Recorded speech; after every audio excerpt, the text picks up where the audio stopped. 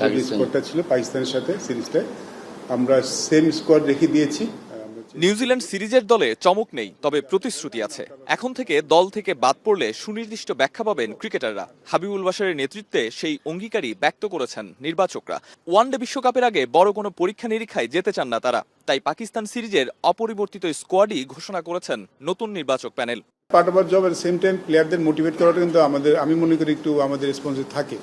যখন কাউকে আমরা খেলাতে পারছি না তার সাথে কথা বলা, তাকে ক্লিয়ার পিকচারটা দেওয়াটা কিন্তু খুব ইম্পর্টেন্ট। আমরা ডেফিনেটলি সেটা করবো। আমাদের কাছে মনে হচ্ছে দেখুন আমাদের একটা ব্যাপার তো আছে, ওয়ার্ল্ড কাপ কোয়ালিফায়ার একটা ব্যাপার আছে, আপনি জানেন। পয়েন্টের একটা ব্যাপার আছে, আপনি জানেন। প্রস্তুতির ঘাটতি হবে বলে আমার মনে হয় না, কারণ আমার মনে হয় যে বিশ্বকাপের আগে আমাদের বেশ কিছু সিরিজ আছে, আমরা অনেকগুলি সিরিজ খেলবো, তো সেখানে প্রস্তুতি যথেষ্ট সুযোগ পাবো আমরা। হয়তো বিশ্বকাপের 4-5 মাসে 6 মাস আগে বলছি, ম্যাক্সিমাম তার একটা ম্যাচ বেশি সময় নিতে পারি, বাট আমি চাইবো 6 মাসের মধ্যে আমাদের ওয়ার্ল্ড কাপ টিমটা সেটেল করে ফেলতে।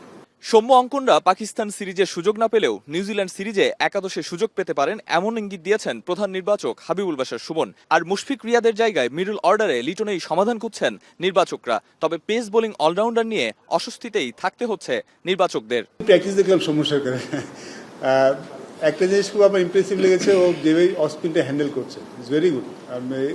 ওরা কিন্তু একটা মানে স্পিনে একটা মানে যখন সেটার আগে একটু দুর্বলতা ছিল, but I think he improved a lot. আমি ধরেন যে দুটি ছেলে খেলেছে, সে মাহিদুল ইসলাম সুযোগ পায়নি, সো ওকে বাদ দিতে হলে আমার নিজের কাছে ক্লিয়ার হতে হবে না আমি কেন বাদ দেবো, সো সেটা আমাদের কাছে ছিল না। সো আমাদের কাছে মনে হচ্ছে যেহেতু তারা সুযোগ পেয়েছে, যে জন্যই সুযোগ পেয়েছে তাদেরকে একটু সুযোগ না দিয়ে বাদ দেওয়া ঠিক হবে না। ওপেনিং কিন্তু Liton was quite successful, he is one of our best batsman.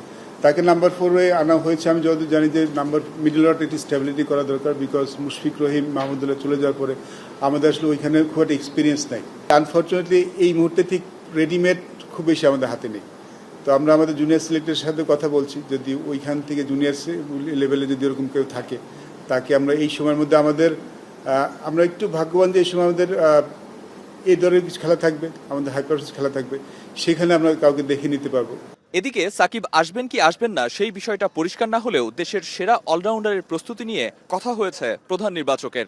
আর একাদশ নির্বাচনে সরাসরি হস্তক্ষেপ না করলেও নিজেদের চাওয়া দলকে জানাতে চায় বিসিবি নির্বাচকরা। আমার সাথে দু একবার কথা হয়েছে। আমার প্রথমে যখন আমি জিজ্ঞেস করেছিলাম, ইজ ই প্রিপেয়ার্ড, এখন কি করছে, যেহেতু ও যেখানে আছে ওখানে ক্রিকেটে রেগুলার হয় না, যদিও ক্রিকেট খেলছে, তো আমি আসলে ওর সাথে এইসব বিষয় নিয়ে বেশি কথা বলেছি। বাকিটা ওর অ্যাভেলেবিলিটি তো পরের বিষয়। যে কোনো বিশ্বকাপের আগেই দল নির্বাচন ও পরিকল্পনার যেই ঘাটতি দেখা গেছে বিগত সময়ে, সেই সমস্যা সমাধান করেই বিশ্বকাপে যেতে চায় বাংলাদেশ। এবার ক্রিকেটারদের আস্থা রাখার অপেক্ষা। আরিফুল ইসলাম সাহাব, এখন, ঢাকা।